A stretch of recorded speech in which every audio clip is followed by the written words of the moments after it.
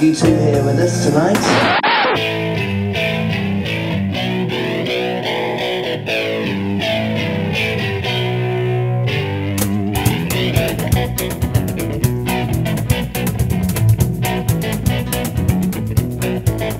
He's the most boring man in England, and he's trying to be my friend.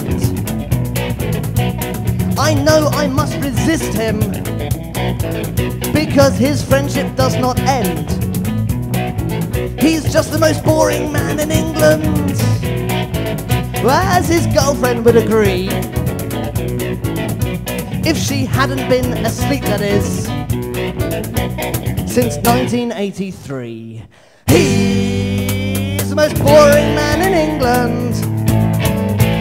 He's the most boring man in England. He's the most boring man in England. He's the most boring man in England.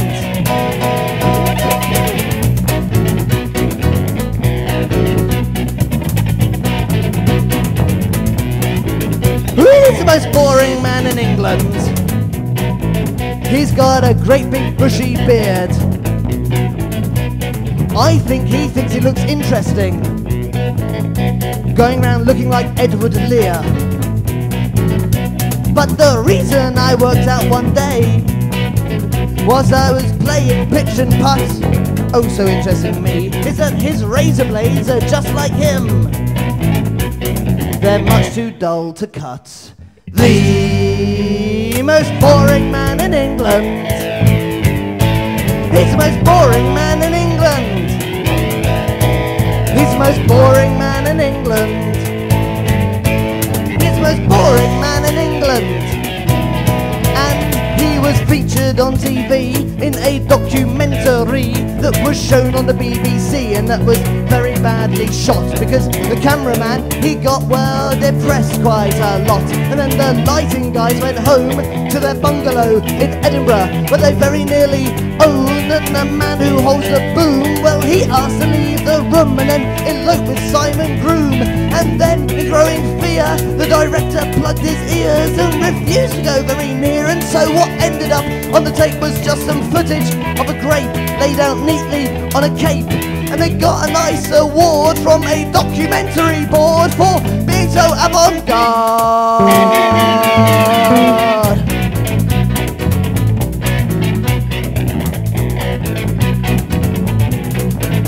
He's the most boring man in England. He's much more boring than me or you, though the sound is broken on his telly set. He's watching Derek Jarman's Blue. He's the most boring man in England. He's the most boring man in England. He's the most boring man in England.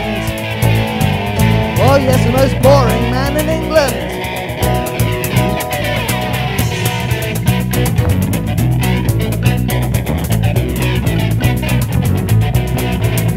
Who's the most boring man in England? But if you gave him half a chance, just half, that's all he needs, he could also be the most boring man in Scotland, Wales or France.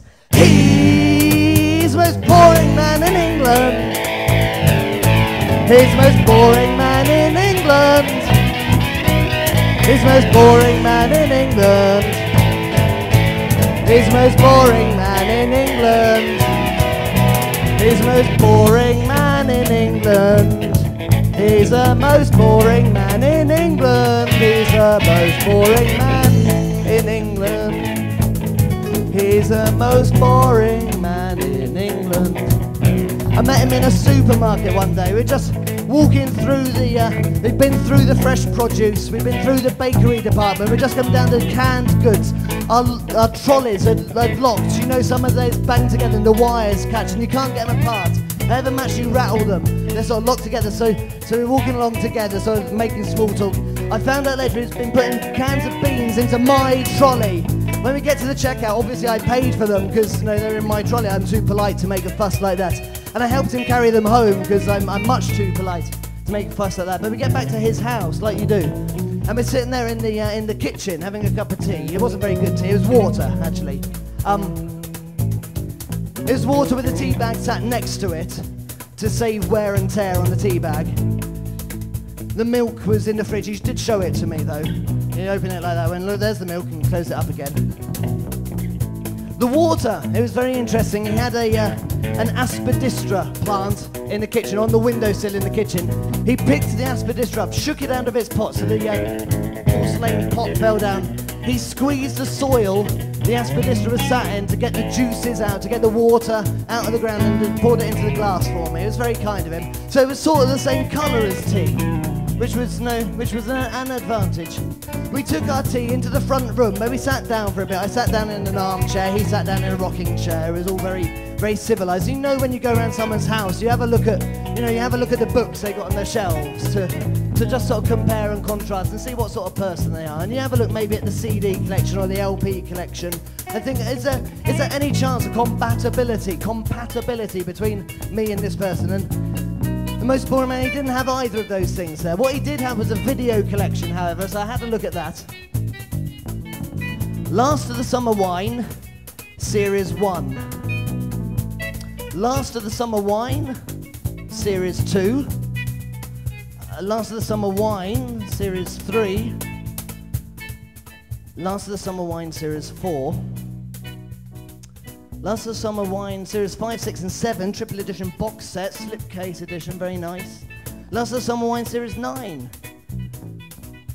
Last of the Summer Wine, Series 10, DVD, special edition, 17 hours of previously unseen footage of Compo in Nora Batty's tights.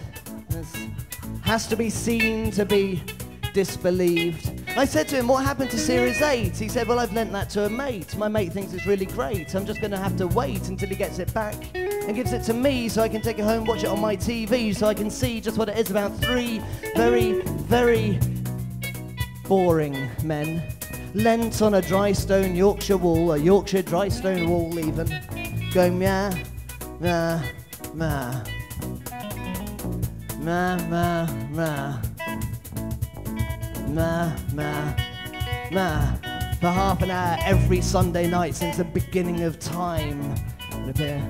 Ma, na, na. The most boring man in England. He's the most boring man in England. He's the most boring man in England. He's the most boring man in England. Who is the most boring man in England? Who is the most boring man in England? He's the most boring man in England. He's the most boring man in England. He's the most boring man in England. He's the most boring man in England. He's the most boring man in England. He's the most boring man in England.